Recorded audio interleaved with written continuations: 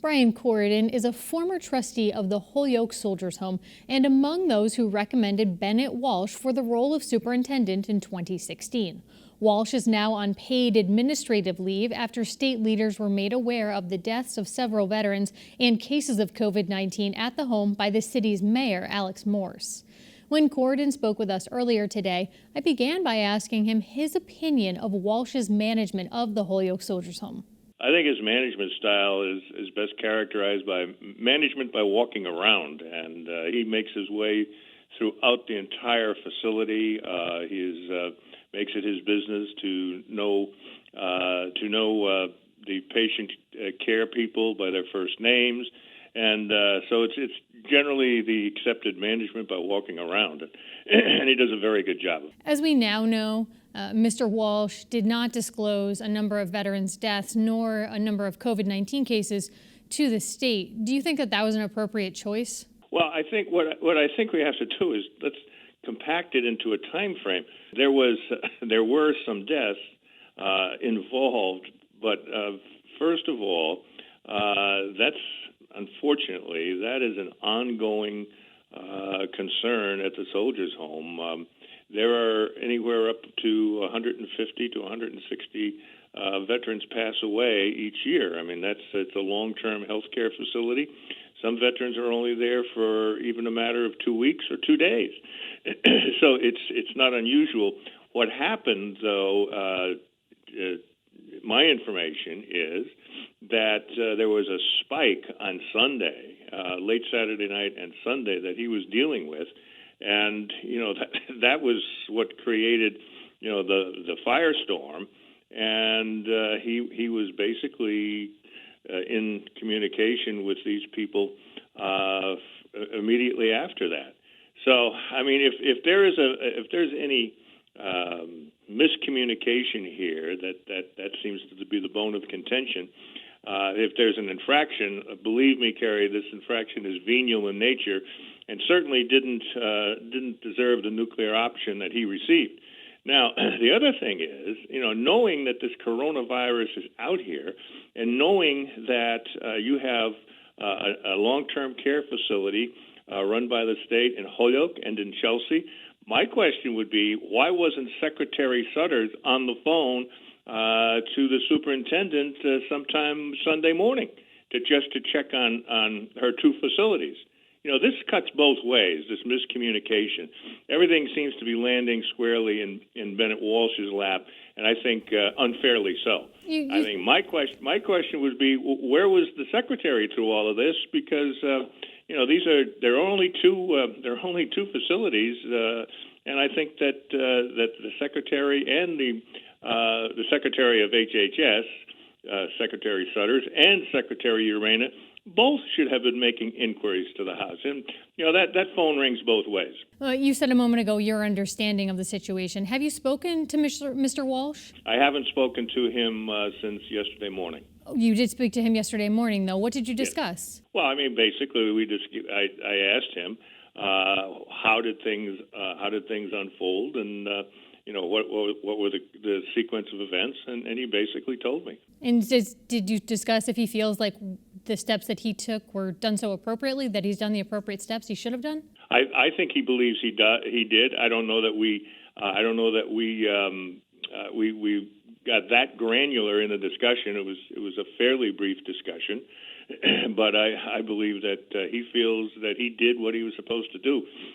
This is a man who has he's a lieutenant colonel in the Marines, retired, and he has had 3 deployments. This man has been under fire. This man knows, how to react to the harshest of situations. So this is not some raw rookie that they're trying to treat him like.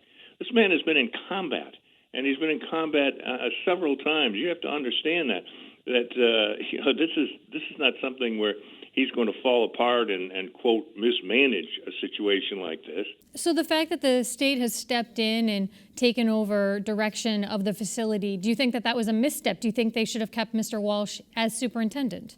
Yes, I do. In terms of protocol, were you aware of any policy that was there at the Soldiers Home about how either residents or loved ones should be informed if there was a major public health crisis, not necessarily COVID-19, but say a major flu sweeping through the area? What was the protocol for contacting people about something like that?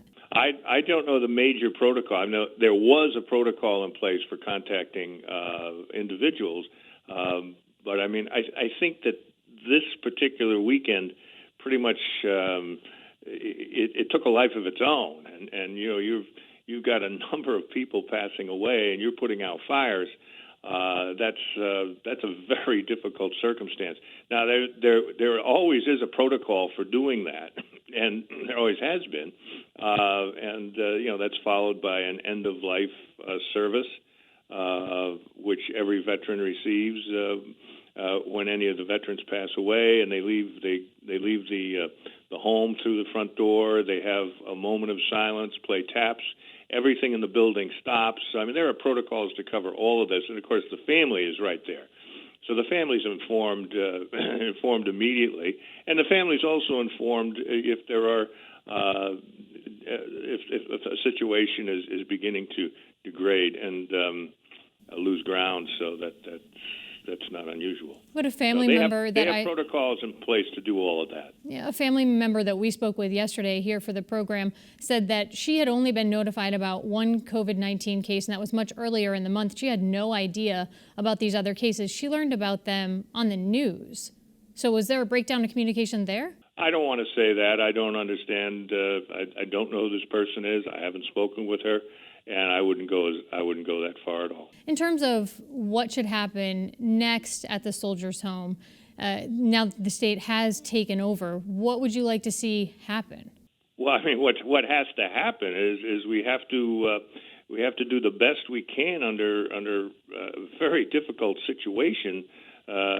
circumstances to flatten the curve there, as we're trying to do everywhere else. I mean that's pretty straightforward. We've got to try to quarantine veterans that have it, and and that's another interesting point.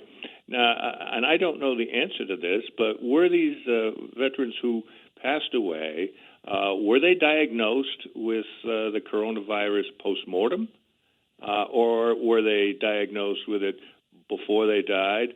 How many of these veterans had terminal cancer and were close to death at any rate? I mean, these are all questions that remain unanswered, and yet there's a big rush to judgment to blame Superintendent Walsh for these deaths. And to be clear, I'm not rushing to judgment here, and I'm not blaming Superintendent Walsh for anything. And in fact, I didn't say you were. I said that's being done elsewhere. But I want to clarify that Connecting Point has asked Health and Human Services for some clarification around a few of those questions that you just pointed to, whether or not COVID-19 was a cause of death and some of the timelines related to it. So we haven't quite heard back on answers to that. But something else I want to ask you about, because you were a trustee at this time. I read a report from WBUR that Steve Connor, who's a veteran service agent here in the state, raised concerns about things happening at the Holyoke Soldiers Home in 2017 regarding levels of care and levels of staffing. Were those charges directly addressed after he made them in 2017? I don't remember the exact charges that he made.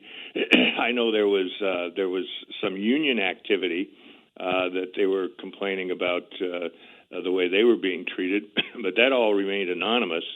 And so I'm not familiar directly with what charges this individual made. I don't know him, and I'm not really sure I've heard his name before.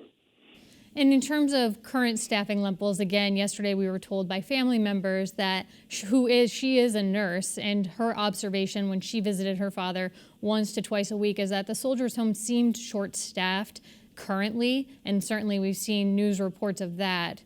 What's your position on that? My position on that is everyone has a right to their opinion, and the fact that this woman is a nurse doesn't really sway my opinion about that.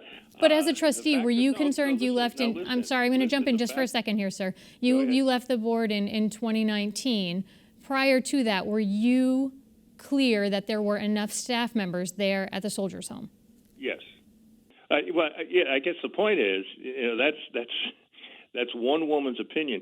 you go around and take the opinion of families who, the vast majority of families who've had veterans at the home are unbelievably pleased with the treatment they got from the time they showed up until the end of life ceremony. And I mean the vast majority. We have some of our best volunteers at that home are relatives of people who have long since passed away at the home, and they just felt so strongly about the treatment that their loved one got, their veteran got, that they turned around and became really stalwart volunteers at the home. So, I mean, yes, you can find someone to make a complaint. You can find a VSO to make a complaint, I'm sure, but that doesn't mean that isn't a one-off.